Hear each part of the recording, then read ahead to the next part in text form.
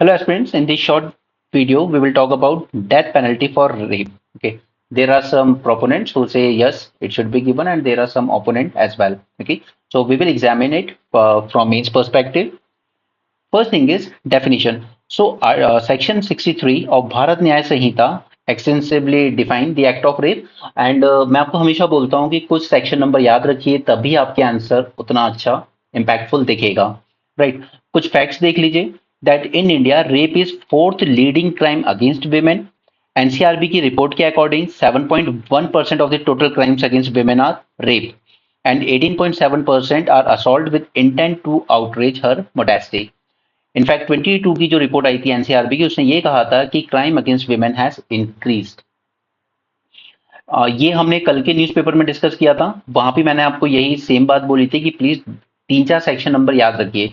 Section 64 clause 1 and clause 2 it defines rape as well as rape by police and public servant. ये 66 rape अगर उसमें death हो जाती है विक्टिम की या फिर परसिस्टेंट वेजिटेटिव स्टेट में चली जाती है वो यानी कि कोमा में। सेक्शन 70 क्लॉज 1 गैंगरेप की बात करता है एंड 70 में clause 2 talks about the repeated offenders right. POCSO हम लोग ऑलरेडी पहले कवर कर चुके हैं। सो यहाँ पर अभी तक जितनी सिचुएशन है जैसा कि कुछ हुआ है सिंस 2012 उस पर एक नजर डाल लेते हैं। 2012 में जब निर्भया गैंगरेप हुआ था उसके बाद बनी थी एक वर्मा कमेटी। अब इस वर्मा कमेटी के बारे में याद रखिए कि इसने ज्यादा एम्फेसाइज किया था रिफॉर्म करने पर दैट जो कल्प्रिट्स हैं जो रेपिस्ट हैं उनको रिफॉर्म करने पे ध्यान देना चाहिए ना कि हमें रेट्रीब्यूटिव जस्टिस की। अब देखिए जब जस्टिस की बात आपसे की जा रही है ना, जस्ट सेकंड में इसको थोड़ा इंक्रीज कर लेता हूं। जब आपसे जस्टिस की बात की जा रही है तो तीन चीजें ध्यान में रखिएगा। फोकस ये होता है कि इधर it should be retributive that is revengeful right, tit for tat वाली कि आपकी वजह से एक विक्टिम की इज्जत गई है या उसकी जान गई है तो ऑब्वियसली आपको भी डेथ पेनल्टी मिलनी चाहिए। सेकंड शुड बी रिफॉर्मेटिव जो कि एग्जैक्टली रूल ऑफ लॉ का केस होता है। हमें इन कल्पिट्स को सुधारना है ना कि उनको एलिमिनेट करना है। Second is preventive right, that means law ऐसा होना चाहिए जो रिफॉर्म करने पे ज्यादा फोकस करे लेकिन एट द सेम टाइम इतना टफ भी होना चाहिए कि वो दूसरों के लिए प्रिवेंटिव मेजर भी ले सके कि हमें इस तरह के क्राइम कमिट नहीं करने राइट। सो यहाँ पे वर्मा कमेटी ने कहा था कि रिफॉर्म करने पे ज्यादा ध्यान दीजिए। उसने डेथ पेनल्टी रेकमेंड नहीं की थी, it said no to death penalty क्योंकि उनका ये कहना था कि इस वजह से मर्डर और ज्यादा इंक्रीज हो जाएंगे इन केस ऑफ रेप। उसमें फिर जो कल्पिट है उसे ये लगेगा कि अगर ये लड़की बच गई तो फिर मुझे फांसी होगी, ठीक है, तो वो उसमें और ज्यादा ब्रुटल होगा and he will make sure कि दिस गर्ल और दिस विक्टिम डाई राइट। और दूसरा रीजन था उनका कि यहाँ पे कई बार रॉन्गफुल एग्जीक्यूशन भी हो जाता है। और थर्ड रीजन था दैट अभी तक जितना हमने देखा है वर्ल्ड ओवर इस तरह की डेथ पेनल्टी हमेशा नॉन इफेक्टिव रही है। हालांकि उन्होंने ये जरूर कहा कि हम स्ट्रिंजेंट बना सकते हैं इन चीजों को, लाइक आप इसको 20 इयर्स रिगरस इम्प्रिजनमेंट कर दीजिए। ऑब्वियसली 20 साल एक कड़ी मेहनत करवाई जाती है जो रिगरस इम्प्रिजनमेंट में आपको वो ज्यादा पेनफुल होगी रादर देन डायरेक्टली फांसी दे देना। फिर यहाँ पे गवर्नमेंट ने लेकिन वर्मा कमेटी की बात नहीं मानी क्योंकि पब्लिक का प्रेशर इतना ज्यादा था। 2013 में क्रिमिनल एक्ट में अमेंडमेंट किया गया और डेथ पेनल्टी का प्रोविजन इंट्रोड्यूस किया गया फॉर रेप। फिर 2018 में मोदी सरकार ने भी इसमें कुछ चेंजेस किए कि अगर 12 साल से कम की बच्ची के साथ आप रेप करते हो तो भी आपको डेथ पेनल्टी दी जाएगी राइट। तो ये कुछ रीजंस थे जो अभी तक जितनी पिक्चर हमारे सामने क्लियर है, ठीक है। यहां पर भारत न्याय संहिता के कुछ प्रोविजंस देख लेते हैं। न्यूज़पेपर में आया था तब भी मैंने आपको यही कहा था। फर्स्ट इज सेक्शन 64, ये बात करता है minimum 10 years of imprisonment. Section 69 it talks about कि अगर आप फेक प्रॉमिस करके मैरिज का प्रॉमिस करते हो बट एग्जैक्टली आपकी इंटेंशन नहीं है उससे शादी करने के लिए तो उस केस में भी वो रेप माना जाएगा अंडर सेक्शन 69। ओके, ये चीज पहले क्रिमिनल प्रोसीजर कोड में नहीं थी, ये भारत न्याय संहिता में इंट्रोड्यूस की गई है दैट अगर आप फेक प्रॉमिस करते हो वुमेन को मैरिज का और फिर शादी नहीं करते हो तो वो भी एक तरीके से रेप माना जाएगा under section 69 of BNS. Rigorous imprisonment section 66 बात करता है रिगरस इम्प्रिजनमेंट ऑफ 20 इयर्स। ये इन द केस ऑफ कि जो जिसके साथ रेप हुआ है या तो वो उसकी डेथ हो गई है या फिर she went into permanent vegetative state, ठीक है, दैट कम्स अंडर सेक्शन 66। और सेक्शन 65 बात कर रहा है rape of a women under 16 years of age, ठीक है। लाइफ इम्प्रिजनमेंट की भी बात की गई है, यहाँ पर डेथ पेनल्टी की बात की गई है अंडर सेक्शन 66, जो ऊपर बोला देखा हमने, डेथ या तो विक्टिम की डेथ हो गई हो या फिर उसको वेजिटेटिव स्टेट में चली गई हो वो। एंड सेक्शन 65 वो है जो बात करता है women under 12 years of age, इस केस में आपको डेथ ही होगी और 2018 से ये प्रोविजन फोर्स में है। Section 64, 65, 70, this talks about the gang rape of women under age of 18.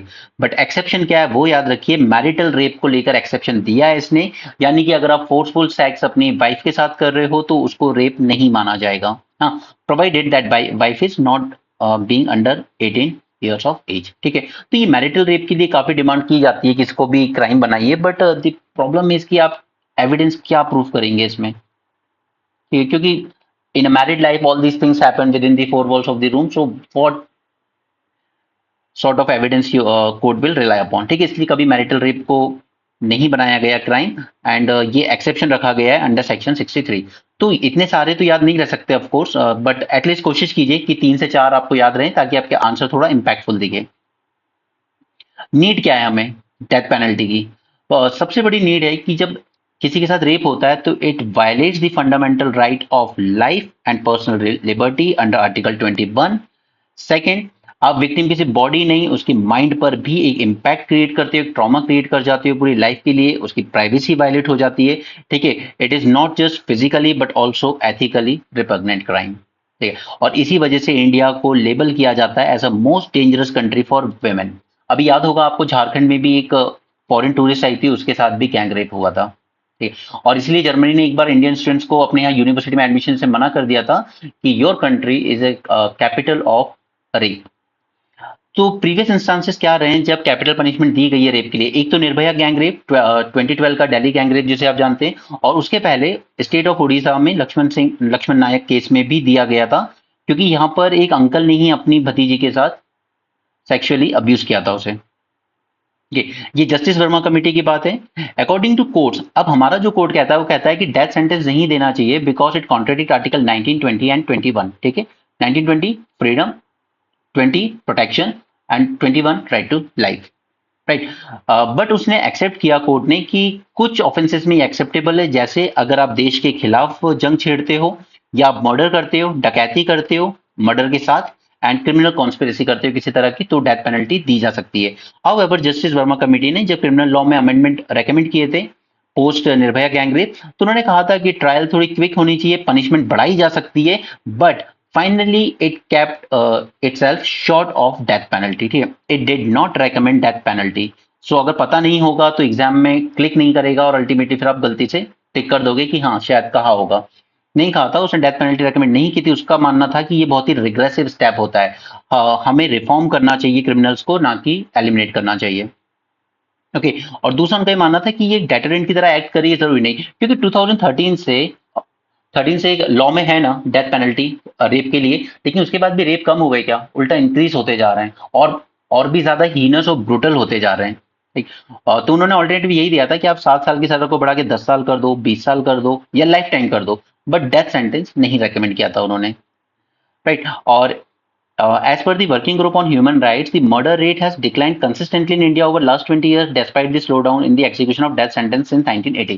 आजकल डेथ सेंटेंस दिया जरूर जाता है बट एग्जीक्यूट बहुत कम केस में किया जाता है, जनरली मर्सी पेटिशन आती है और वो दे दी जाती है, ठीक है, तो वो लाइफ इम्प्रिजनमेंट में कन्वर्ट हो जाता है। तो हमने ये भी देखा कि हाँ मर्डर रेट में कमी आई है डेथ पेनल्टी कम देने के बाद भी, तो हो सकता है कि रेप में भी शायद कमी आए। तो ये जस्टिफाई तो नहीं किया जा सकता कि डेथ पेनल्टी देने से रेप होना बंद हो जाएंगे, that's not gonna happen, but ये हाई चांसेस हैं कि शायद जो विक्टिम होगी उसको फिर कंप्लीटली मर्डर करने की ही कोशिश करेगा criminal.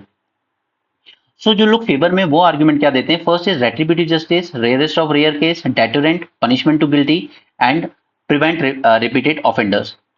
So here retributive justice की जब हम बात कर रहे हैं तो हम सीधी एक बात कर रहे हैं कि we need to honour the victim, at least ये उसकी जो फैमिली है उसको तो कंसोल करेगा, ये इंश्योर तो करेगा कि परपिट्रेटर को इस तरह की चीज करने के लिए पनिश किया गया है। ठीक, एक मैसेज तो जाएगा सोसाइटी में कि इस तरह की अगर आप हरकतें कर रहे हो तो आपको पनिशमेंट बिल्कुल दी जाएगी, ताकि जो और दूसरे लोग हैं उनके लिए एक डेटरेंट की तरह काम करे।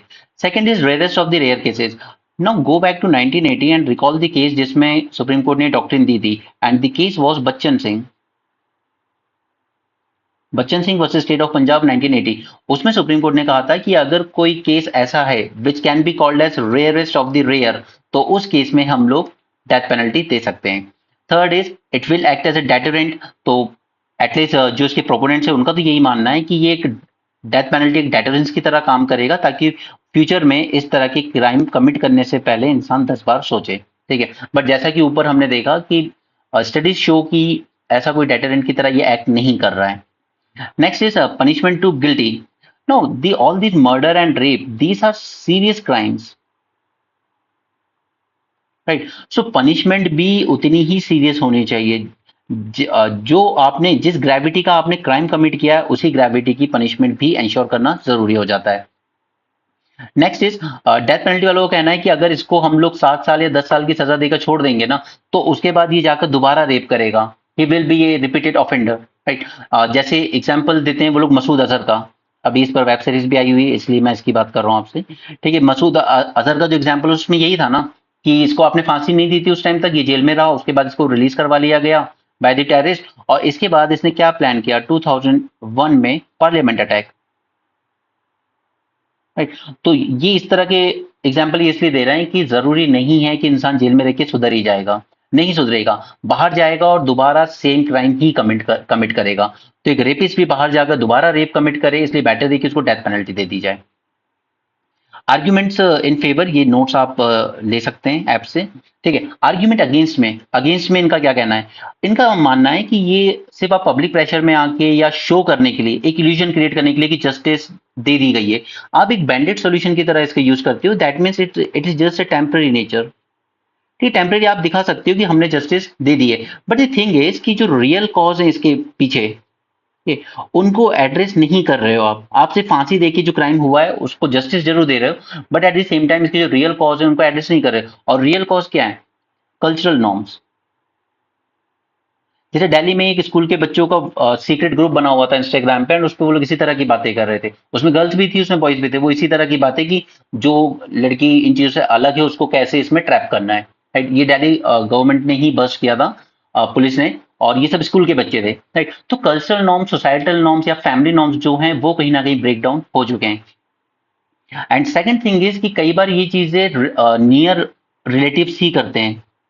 तो इट्स नॉट पॉसिबल कि घर के अंदर क्या हो रहा है उसको रोक पाना पॉसिबल होगा जब तक कि हम इन कल्चरल नॉर्म्स को एड्रेस ना करें। और इसके लिए सबसे बड़ी कल्प्रिट अगर कुछ है तो वो ये जो बेहुदी वेब सीरीज आई है आजकल, ये इन्होंने पूरी तरीके से फैमिली नॉर्म्स को ब्रेक डाउन कर दिया है। जो चीज कल पहले संस्कार लगती थी आजकल वो कूल लगने लगी है। Next is reformation. जो अगेंस्ट में उनका वही कहना है कि देखिए हमारा रूल ऑफ लॉ में हमारा काम रेट्रीब्यूशन जस्टिस देना नहीं होना चाहिए, हमारा काम होना चाहिए रिफॉर्मेशन करना,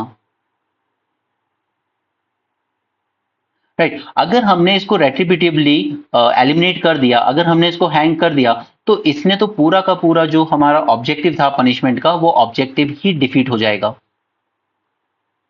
it will defeat the objective of reformation. Jail क्यों बनाए गए? क्रिमिनल्स को रिफॉर्म करने के लिए। अगर आप सबको ही फांसी देना शुरू कर देंगे तो फिर जो ऑब्जेक्टिव है पूरा वही डिफीट हो जाता है यहाँ पर। Next is patriarchy. अब पैट्रियार्की ये तो अब इंडिया में आप जानती हैं अल्टीमेटली प्रॉब्लम है माइंडसेट में। ठीक है, इवन बचपन से girl is shown as a weak gender, man is shown as a muscular. अगर बच्चों के टॉयज भी देखोगे तो एक के लिए डॉल आएगी तो दूसरे के लिए गन आती है। ठीक है, बचपन में इसी तरह की चीजें। तो ये जो पैट्रियार्कल माइंडसेट है जो विमेन को एक लो स्टेटस देता है या जस्टिफाई करता है कि हाँ विमेन कई बार बदतमीजी करती हैं तो yes violence is justified against her, right. तो ये इशू माइंडसेट का है जिसको टैकल करने के लिए एजुकेशन एंड अवेयरनेस जरूरी होगी, सिर्फ डेथ पेनल्टी जैसी चीज देने से नहीं होगा। Next is retributive in nature. Capital punishment retributive in the nature है, रिवेंजफुल है नेचर में। ठीक है, ये प्रिवेंटिव सॉल्यूशन नहीं देती हमें। It doesn't give you the preventive solution. Similarly, hostility.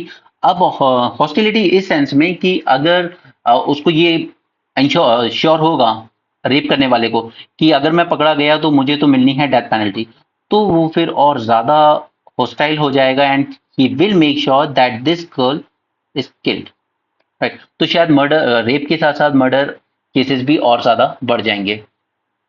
Next is wrongful execution. अब अगर रॉन्गफुल एग्जीक्यूशन हो गया किसी इनोसेंट बंदे का, ठीक है, जैसे कई बार होता है कि गैंग रेप में कि 4 लोग थे, ठीक है, 5वां वहां भले ही मौजूद था लेकिन उसने किया नहीं, बट ये जस्टिफाई करना बहुत मुश्किल हो जाता है फिर उस वक्त, ठीक है, कि इसने किया या नहीं किया। तो कई बार ऐसे में रॉन्गफुल एग्जीक्यूशन हो जाए तो फिर उसको आप दोबारा रिवर्स नहीं कर सकते। Next is it is non effective. तो ये हमने ऊपर देखा कि yes there is sufficient evidence to prove that death penalty की वजह से रेप्स में कोई कमी नहीं आई है since 2013 amendment under that criminal law. So ये नोट्स आप देख सकते हैं। So how we can conclude this? First is we need to focus on rehabilitation and societal change. ये सबसे ज्यादा इंपॉर्टेंट है अगर हमें इस चैलेंज को एड्रेस करना है। We need to broaden the legal and cultural reforms जो एड्रेस करे जेंडर इनइक्वालिटी को, चैलेंज करे हार्मफुल नॉर्म्स को विमेन के अगेंस्ट जो है, and promote the respect for women rights. So death penalty is not a permanent solution. India's growing rape culture is best reversed by imposing conviction rate via reforms in the police as well as judicial. और मैंने आपको कई बार emphasize किया कि जब तक police और judiciary reform नहीं होंगे तब तक हमारा क्रिमिनल सिस्टम सुधर नहीं सकता। Okay, and by increasing the measure to rehabilitate and empower the rape survivors. Government should allocate more resources towards establishing fast track courts.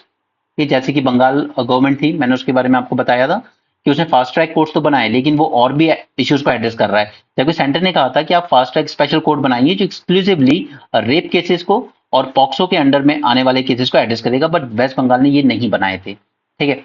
तो हमें और ज्यादा रिसोर्सेज की इसके लिए एलोकेट करने की जरूरत है। फास्ट ट्रैक कोर्ट्स हो, more one stop crisis centre, proper witness protection, more expensive compensation for rape survivor, and the overhaul of current child protection services. All right. So that's it for this session. Thanks for joining. Have a great day and keep learning.